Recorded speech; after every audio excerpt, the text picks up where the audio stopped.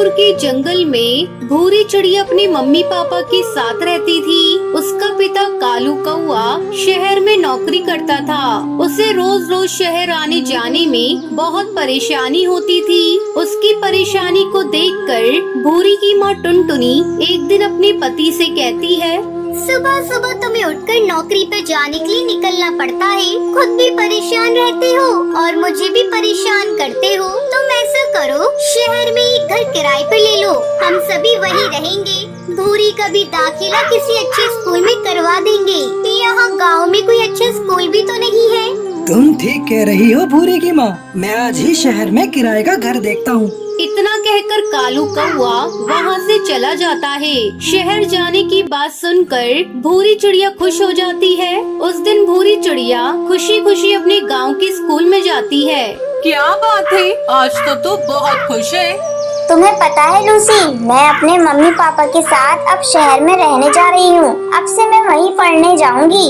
कालू कौवे का पूरा परिवार शहर में रहने के लिए चला जाता है और भूरी का दाखिला एक प्राइवेट स्कूल में हो जाता है।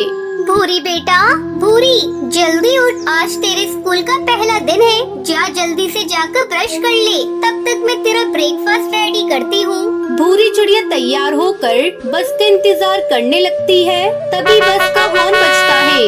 माँ, लगता है स्कूल बस आ गई, अब मैं चलती हूँ।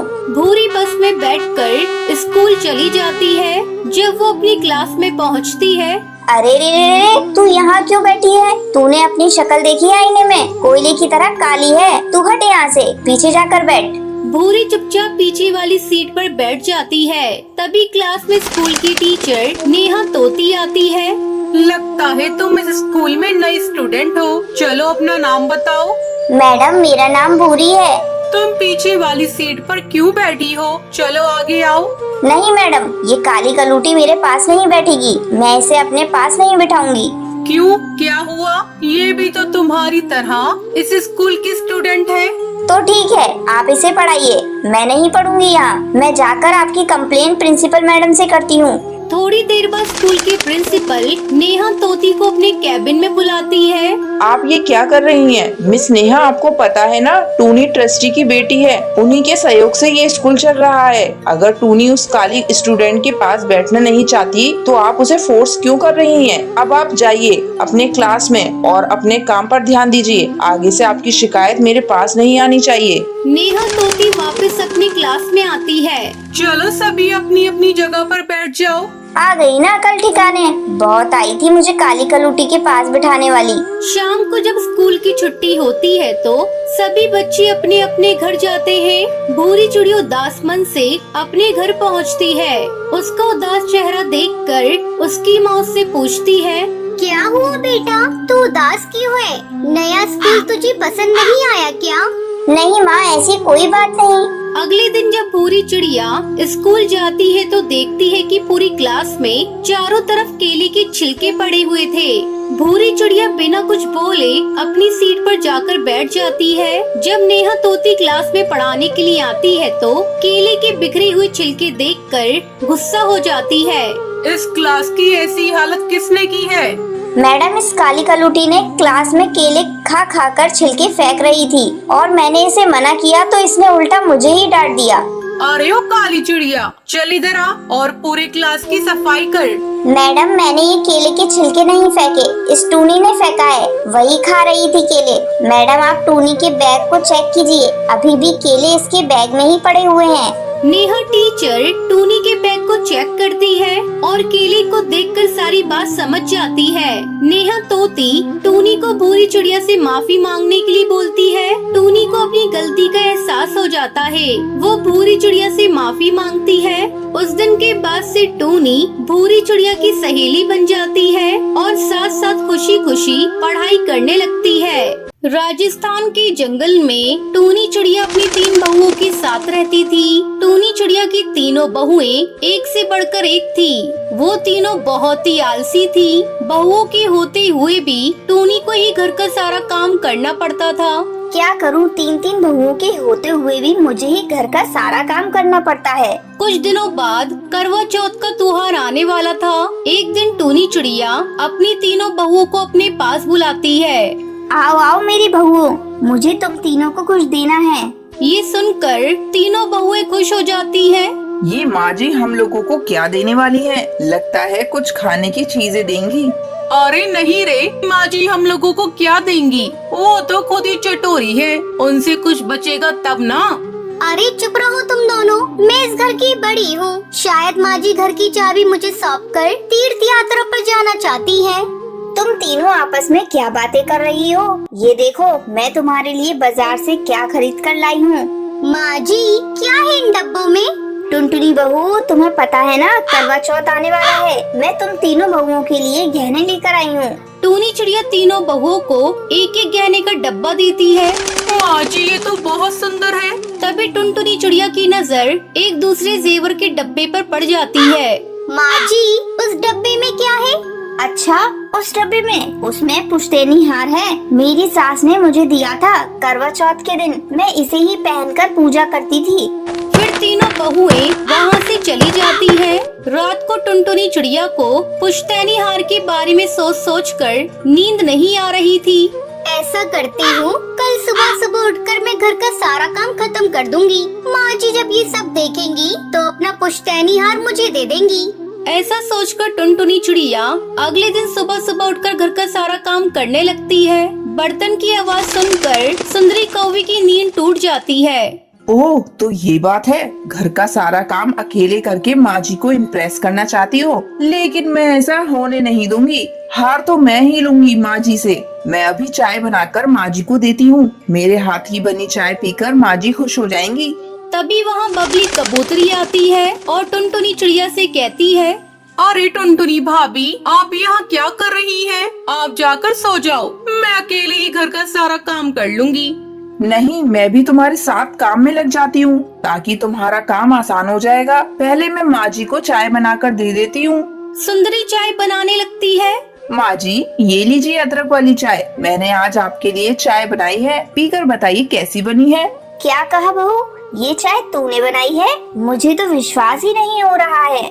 इस तरह कुछ दिन बीत जाते हैं। एक दिन बबली कबूतरी टुनटुनी चिड़िया से कहती है, टुनटुनी भाभी मैं सोच रही हूँ बच्चों के पढ़ने के लिए ट्यूशन लगवा लूँ। आप तो जानती है आजकल की पढ़ाई मुझे समझ में नहीं आती। तभी टूनी चिड़िया ये बात सुन लेती है और बबली कबूतरी से कहती है, नहीं बहू, इसमें बहुत पैसे खर्च होंगे। टुनटुनी बहू तू ही क्यों नहीं बच्चों को पढ़ा देती? तू तो बहुत पढ़ी लिखी है। हाँ हाँ माँ जी, मैं जरूर पढ़ा दूंगी।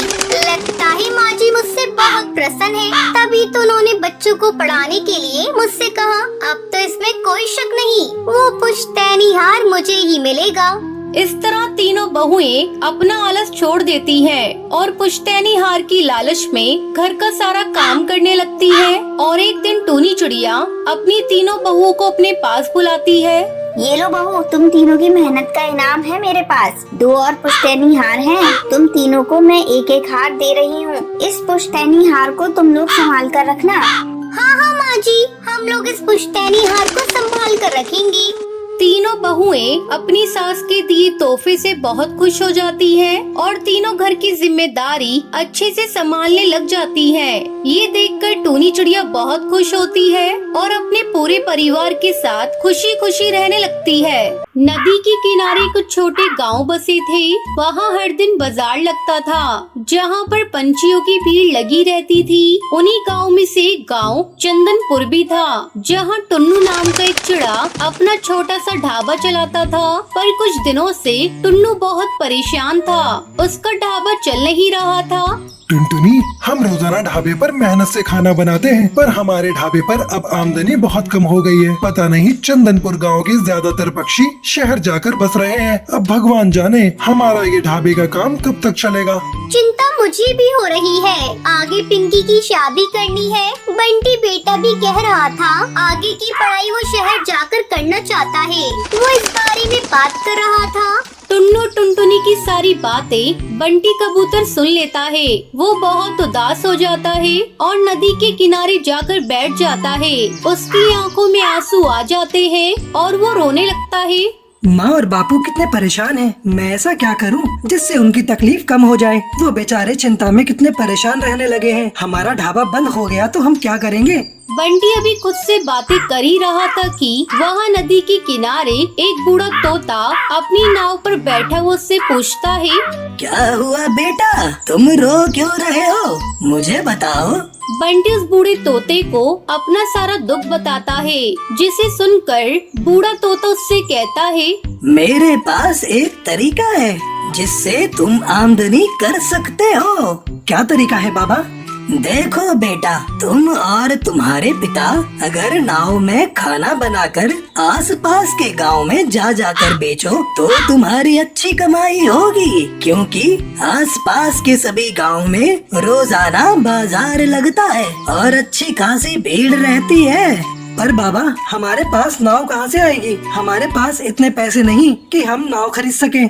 नाव की चिंता तुम मत करो, मेरे पास ये नाव है, इस पर ढाबा खोलकर तुम मुझे इसका किराया दे दिया करो। वैसे भी मैं बहुत बूढ़ा हो गया हूँ, अब मैं नाव नहीं चला पाता, ये तुम्हारे काम आ जाएगी। तुम्हें ये नाव देकर मुझे किराया मिलता रहेगा और मेरा गुजारा हो जाएगा। हाँ, ये ठीक रहेगा बाबा, मैं अभी जाकर अपने बापू से इस बारे में बात करता हूँ। आपका बहुत बहुत धन्यवाद। बंटी घर आता है और अपने पिता से इस बारे में बात करता है। बात तो सही है, पर बहुत कुछ देखना पड़ेगा, हमें कुछ चीजें खरीदनी पड़ेंगी, मेहनत तो बहुत लगेगी। मुझे बंटी का तैरते हुए ढाबे का उपाय अच्छा लग रहा है। हम सब मिलकर काम करेंगे तो हो जाएगा। हमें बंटी बेटा की बात को मान लेना चाहिए। बापू, वैसे भी तो हमारा ढाबा चल नहीं रहा, एक बार ये भी करके देख लेते हैं, शायद भगवान की कृपा से हमारा नाव पर बना ढाबा चल पड़े। ठीक है, सब अगर यही चाहते हो तो हम ऐसा ही करेंगे। बंटी बेटा, तू मेरे साथ बाजार चल, हम नाव के ऊपर ढाबा बनाने का कुछ जरूरी सामान खरीद लाते हैं। टुन्नू और उसका परिवार मिलकर नाव पर ढाबा तैयार करते हैं। टुनटुनी और पिंकी तरह तरह के भोजन बनाकर तैयार करती हैं और सब कुछ उस बूढ़े तोता की नाव पे रख देते हैं। फिर वो एक गांव में खाना लेकर पहुंचते हैं। गांव के बाजार में पक्षी घूम रहे थे। नदी किनारे नाव पर बना ढाबा देखकर पक्षी हैरान रह जाते हैं और वहां आकर खाना खाने लगते हैं। अरे वाह, नाव पर ढाबा, ये तो बहुत बढ़िया और साफ सुथरा दिखाई दे रहा है। भाई, वैसे क्या क्या है खाने के लिए इस तैरते हुए ढाबे पर? हाँ, पनीर, बटर मसाला, मटर पनीर, पालक पनीर, रायता, दाल तड़का, दाल मखनी, लच्छा पराठा, तंदूरी रोटी और भी बहुत कुछ मिलेगा हमारे ढाबे पर, और वो भी सस्ते दामों पर गर्मा गर्म। हमारे ढाबे की स्पेशल थाली खाइए, उंगलियां चाटते रह जाएंगे। लाओ भाई लाओ, फिर तो 2 थाली हमारी भी लगा दो भाई। टुन्नू के ढाबे का खाना खाकर सचमुच ग्राहक बहुत खुश हुए। टुन्नू उसके बाद दूसरे गांव के लिए अपनी नाव लेकर चल पड़ा। सुबह से शाम तक वो अपनी नाव को लेकर अलग अलग गांव में गया और उसने वहां अपने परिवार के साथ मिलकर खाना बेचा। पहले ही दिन उनकी अच्छी कमाई हो गई। टुनटुनी, सचमुच आज हमें 5,000 रुपए का मुनाफा हुआ है। गांव में बनी हमारी होटल पर तो हफ्ते भर में भी इतनी कमाई नहीं होती थी। ये सब मेरे प्यारे बेटे बंटी के कारण ही हुआ है। हाँ बेटा बंटी, अब हम नाव पर ही खाना बनाकर बेचेंगे। बापू, आप ही तो कहते हो कड़ी मेहनत एक दिन रंग जरूर लाती है। अब हमें रोजाना कड़ी मेहनत करनी होगी ताकि हम और आमदनी कर सकें। वैसे भला हो उन बूढ़े बाबा का, उन्होंने हमारी इतनी सहायता की। आप एक काम करो, बंटी के साथ जाकर आज उन्हें किराया दे आओ। ठीक है टुनटुनी, तुम पिंकी के साथ घर जाओ, तब तक मैं उन बाबा को किराया देकर आता हूँ। बंटी टुन्नू के साथ उन बूढ़े बाबा को किराया देने चला जाता है। एक दिन उन्हीं के गांव में रहने वाला कालू नाम का एक कौआ टुन्नू की सफलता से जलता था। एक दिन टुन्नू जब बूढ़े तोता को किराया देकर आ रहा था, कालू से देख लेता है। टुन्नू इतना खुश कैसे हो सकता है? यह मेरे से अमीर हो सकता है। मैं ऐसा हरगिज नहीं होने दूंगा। मुझे इस टुन्नू का कुछ करना ही होगा। एक दिन टुन्नू के जाने के बाद कालू उस बूढ़े तोता के पास गया और उनसे बोला, मैंने देखा है कि टुन्नू तुम्हें इस नाव का किराया बहुत कम देता है। अगर तुम और ज्यादा पैसे कमाना चाहते हो तो मैं तुम्हें उससे दुगना किराया दे सकता हूँ। ठीक है, अगर तुम मुझे ज्यादा पैसे दे सकते हो तो कल सुबह आना और मेरी नाव ले जाना। अगले दिन क्या बात है, यहाँ सबने भीड़ क्यों लगा रखी है? लाओ बाबा, मुझे अपनी नाव दे दो, मैं टुन्नू से ज्यादा किराया लेकर आया हूँ। अब तो आप सबको सबूत मिल गया ये कालू कितना बेईमान है। हमारे गांव में रहकर ऐसे बेईमान पक्षी दूसरों के घरों को बर्बाद करते हैं। मुखिया जी, क्या आपको लगता है ऐसे बेईमान लोग हमारे गांव में होने चाहिए? क्या रे कालू, किसी की सफलता पर जलना क्या अच्छी बात है? तेरे जैसे कौओं को यहाँ रहने का कोई हक नहीं है। अभी के अभी इस गांव से भाग जा, या फिर इस गांव में रहना है तो सुधर जा, वरना अपने नौकरों से कहकर तुझे इस गांव से दूर फेंकवा दूंगा, समझा? नहीं नहीं मुखिया जी, मुझे माफ कर दो। टुन्नू, मुझे माफ कर दो भाई, है मेरे से गलती हो गई थी। अगर आप इस गांव से मुझे निकाल दोगे तो मैं अपनी बीवी बच्चों को लेकर कहाँ जाऊँगा? मैं आज के बाद टुन्नू को कभी तंग नहीं करूँगा। कालू सबसे माफी मांगता है। उस दिन के बाद टुन्नू और टुनटुनी को वो कभी भी तंग नहीं करता।